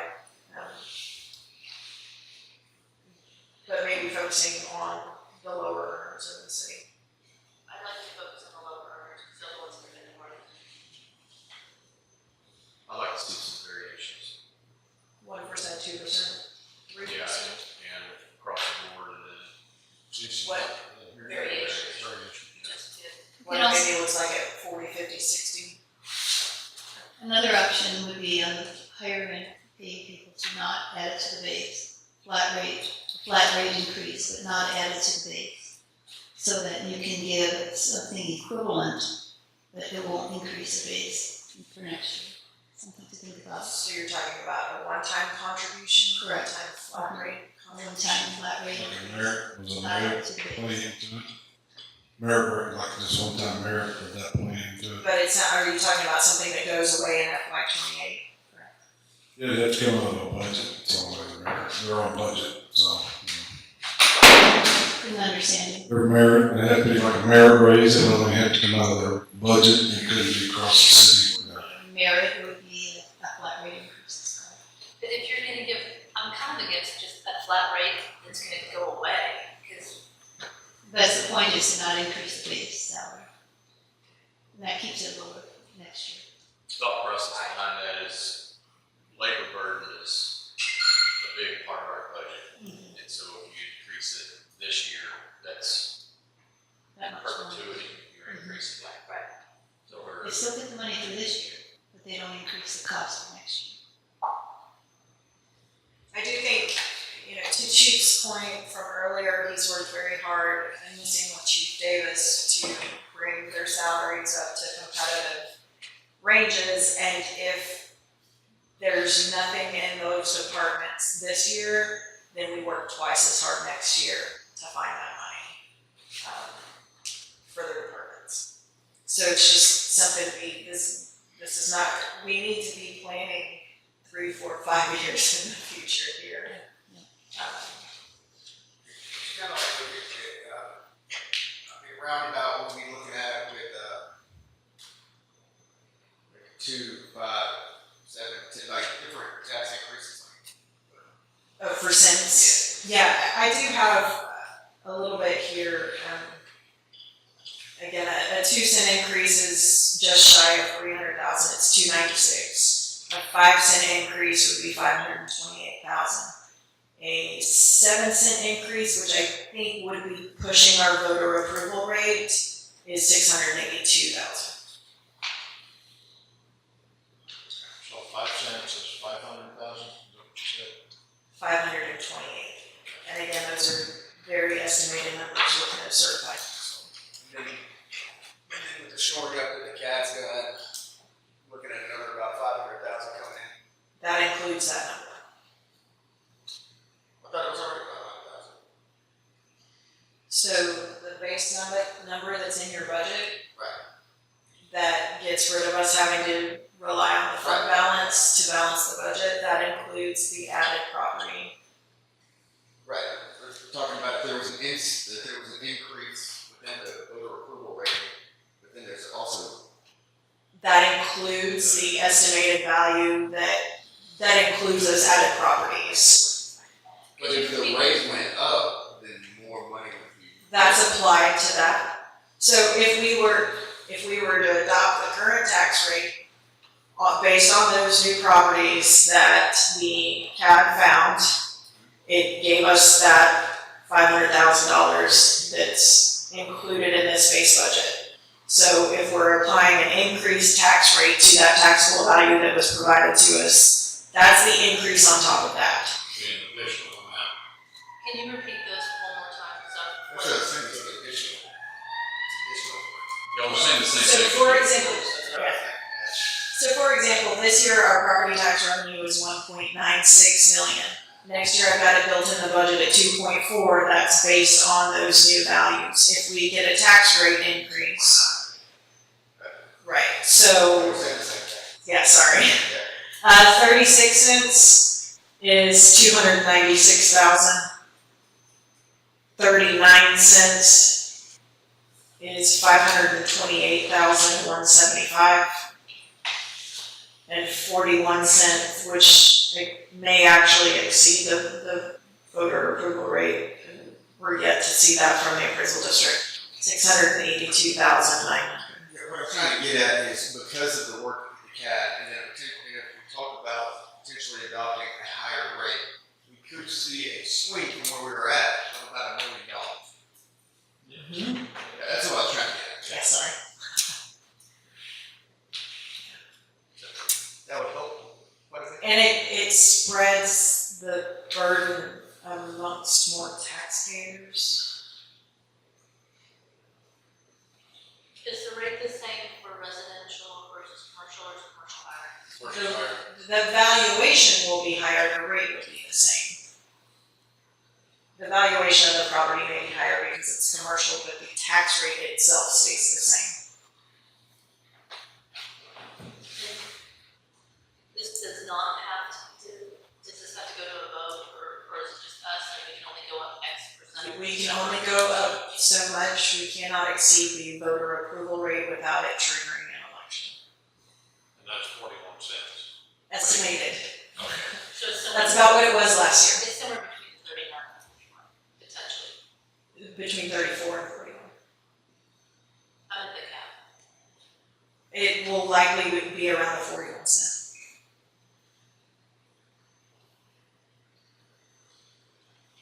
And then what is lowering the electric rate look like?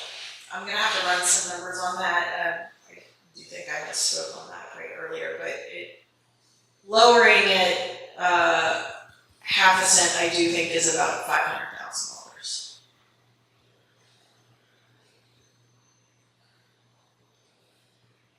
Yeah, I think I was told it was $1 million with the tax.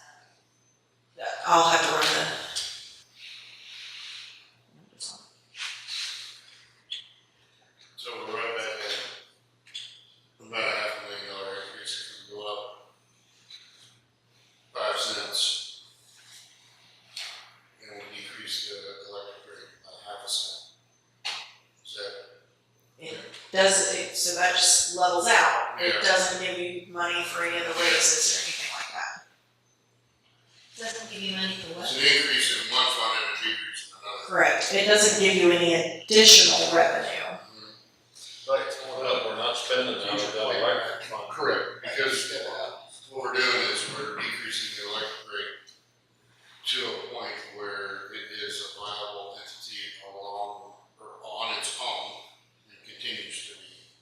And then we're increasing the rate, planning on the possibility that we can't transfer that money to the other funds, and so we're increasing the general fund via the tax rate. Right. It just doesn't, it still doesn't give you extra money to wiggle with, I don't wanna say play, cause that's not the right term, but it doesn't give you any additional revenue to adjust salaries or buy fleet or do those items, but it does give relief to the electric company. So based on our water projects, future water projects, would we still look at increasing the usage to help Yes. with the project? You will not be able to fund any of your water projects until, And what was the rate on that we were looking at? dollar increase is, $6.05 per thousand. Yeah. The water debt doesn't fall off until after grant. Huh? 36. For the water rate, we're currently at 505 per thousand gallons. Oh, the debt. What? 2036, correct, I'm sorry, is when, I'm so sorry.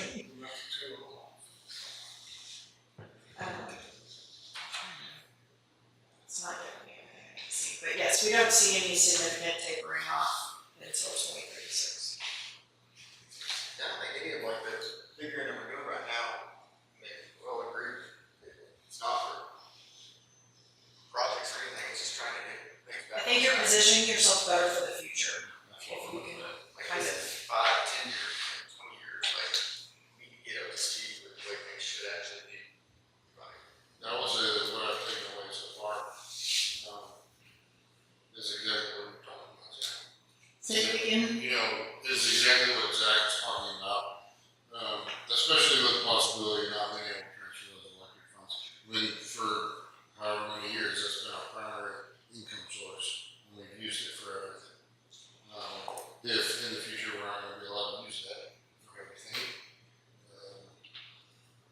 why not make that system just viable and where self-sustains and does what it needs to do, then we're gonna have to increase other things. You know, services. Yeah, in order to keep the services, you know, like Aaron had talked about previously, one of the things that we had talked about way in the past, when she first came here, was trying to make each entity self-sufficient. I would like like to, I had a request from someone, that involved pulling the audits from the late 50s, early 60s, and I'd like to read you something that I found in the audit from 1966, if I may. And it says, we note that $121,817 transfer from the utility fund is practically all of the operating net income of the utility system. Continued transfers of similar amounts could be detrimental to that system. If it is anticipated that general fund expenditures will continue at the 1965 to 66 level, additional revenue must be sought from another source. We're in no different position in 2026 than we were in 1966. That's terrible. That is awful. And another point that I would just like to bring up is that part of the reason the legislature is looking at these inter-fund transfers is because in supporting other funds at such a high rate, you are neglecting the infrastructure need of the enterprise fund that is funding that. And so there are water projects, there are electric projects that are being shelved. And in some instances, the state is having to step in with all this water money that they created last year. If cities were taking care of their own business, they wouldn't have to be funding to the tunes of millions and millions of dollars. And so that's why they're wanting to make sure that we're taking care of our enterprise funds and the infrastructure that creates that revenue rather than just relying on it to fund the general fund. All the ditching comes through the water fund, or is that public works? What's that? The ditching, improvement of ditches. Drainage Drainage, comes from the general fund. general. Right, but we don't collect anything specifically for drainage right now. We collect a street maintenance fee that's for street improvements, and we're looking at potential drainage projects with that, but that money doesn't go very far. And Not with the expenses related to those drainage projects. the drainage that we've been doing this last year has been doing because of grant. Is that correct? CDBG, correct. So we've got a really unique opportunity as a council right now to have a lot of people really mad at us and talking pretty mean about us, but maybe help in the future of this community.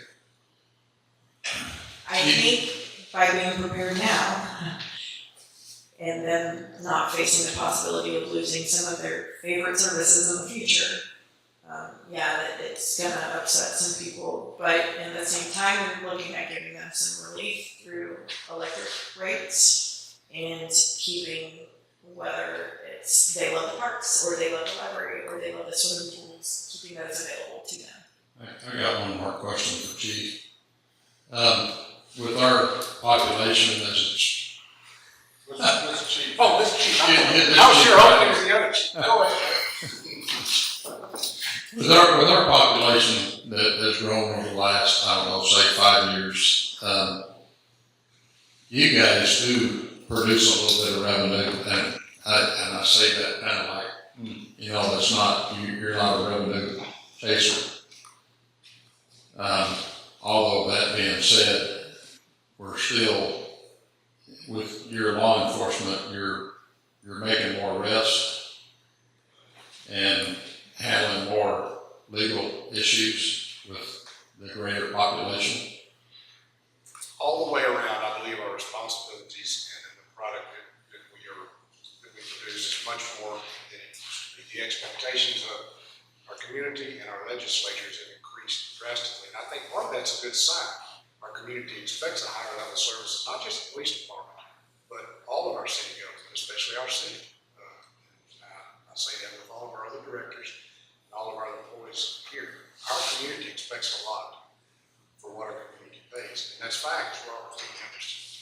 But we do write tickets, we put a lot of people in jail, and we do a good job. And we also write a lot of warnings, and we take a lot of people home, and we do a lot of things we can't divert that to, and that's also a product that we produce, and that we encourage all of our officers to do the best they can to only write those citations and take people to jail as necessary. But it is necessary, because if you don't pay, unfortunately.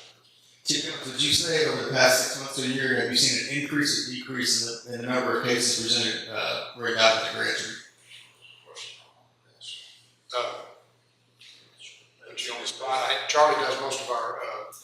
cases with Fidel, our lieutenant investigator. I can't say if we've had more of them indicted or not. Just presented, not actually. Presented? I think it's about the same. Really? Yeah. Just listen to the guys. I don't get that list anymore. No, take those, but just listen to them talk.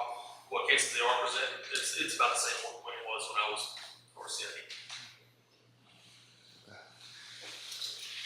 I've just personally seen like a drop off or be a part of it where back in a couple months ago, I think there was 0 cases presented. I was just wondering, you know, if there is an increase or uptick in crime or you've seen a decrease. I don't, just generally, I can't prove this one way or the other. I think we do make a substantial amount of serious arrests, and I can speak, you know, for our law enforcement in general in this county. We put together good cases, but I also think that our county attorney's office, as you well know, prosecutes our misdemeanors and felonies, which is unique to only a few areas in our state.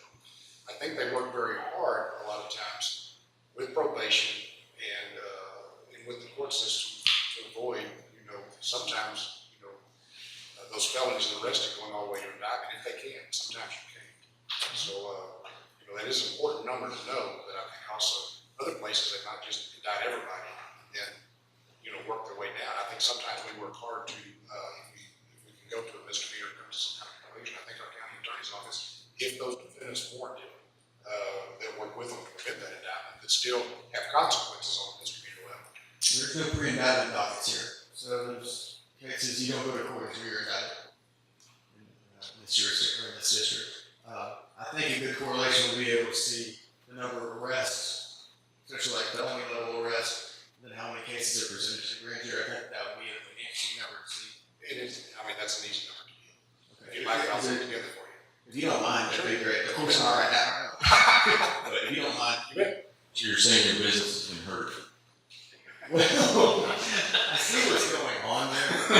I don't really do, I haven't had quarter point work in 6 years, but you just see trends, you know. I mean, if you're in the courthouse all the time, or if you're looking at the paper, looking at the blotter, and it just seems like there's been a decrease in, you see investigations but not as many arrests, which is great if there's nothing going on. But, and then if you hear, you know, hey, there was only X amount of cases presented to grand jury, it's just interesting when you're a citizen saying, like, hey, I see this going on, or see this person out on the street. I can tell you The this. hot seat makes much more sense now. More fun to talk about. Yeah. If you look at, like, in general, you know, like literature, like, you know, across America in general, the last 3 or 4 or 5 years, for instance, the big one, murder rate has decreased significantly across America in the last 4 or 5, 6 years, as has some of your most serious offenses. Why? And you just go down rabbit holes every direction for everybody's opinion and every statistic that's report, but the fact is, you know, there haven't been as many, and I think that filters all the way down. That may jump up for reasons we don't know in the next 10 years too, they just, you know, so they just facts. So we may be reflective of the country in general, is what I'm saying. I'm not smart enough to. Yeah, it's just curious. I mean, I'm just curious to see that. But we can look at your departmental reports that you submit every month in order to keep track of it ourselves and see the numbers that change from month to month. Sure, and you can compare them with the county attorney's office, how many investigators, felonies really go from there. Yeah. So you can't see that. The tracking system. So you can't see that with what's presented to grand jury for. Sure. That's not part of that report. Right. Okay. Ms. Saracen, where do we go from here? I think I have some marching orders for Wednesday, if there's nothing else you guys wanna get into today. Good. Can I give a copy of that listing of employees by department that you read off? You actually have one in your budget book, it's not by name. It doesn't show any, right, or numbers, or the number of employees. It does show the number of employees. Is that the very last page? Yes. Doesn't actually reflect what you tell us. Because I was looking at those. If it's in the part-time column, you need to divide it in half. I need to go by what? You need to divide it in half. Well, like, part-time half, 0.5 employees. Right, so library has 3 part-time employees, so that's 1.5 full-time. library has 3 part-time. 3 part-time, so that equates to 1.5 full-time. And this shows 1.5 part-time and 2 full-time. Correct, so 2 full-time and 3 part-time. So, on the pool is 18 part-time, that would be 36. 36 employees. That includes season crew, right? Correct.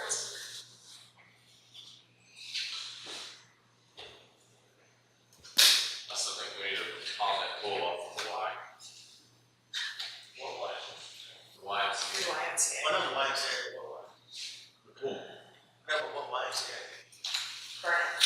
Darn it. Any of them.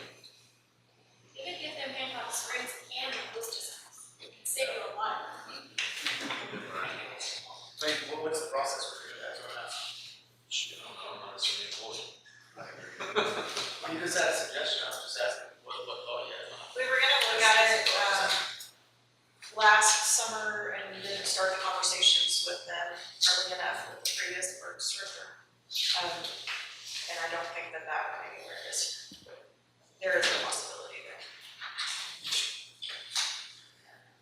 Why, I mean, since it's off their facility, is that even doable? They weren't not interested last year, so. If you would like a more detailed list of personnel, this person, I can send that. Okay. It summarizes what you need. I would prefer to take the names out of it and leave the positions. Just put something that indicates how many in each position, that would be great. Whatever's easiest for you. Okay. Just so I can handle it. Doesn't have to- And it is, so are you wanting to break out a position by salary? That would help. Yeah, that would.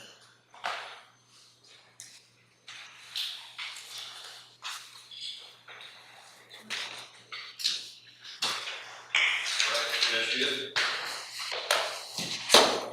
All right. I'm gonna adjourn the session. Second.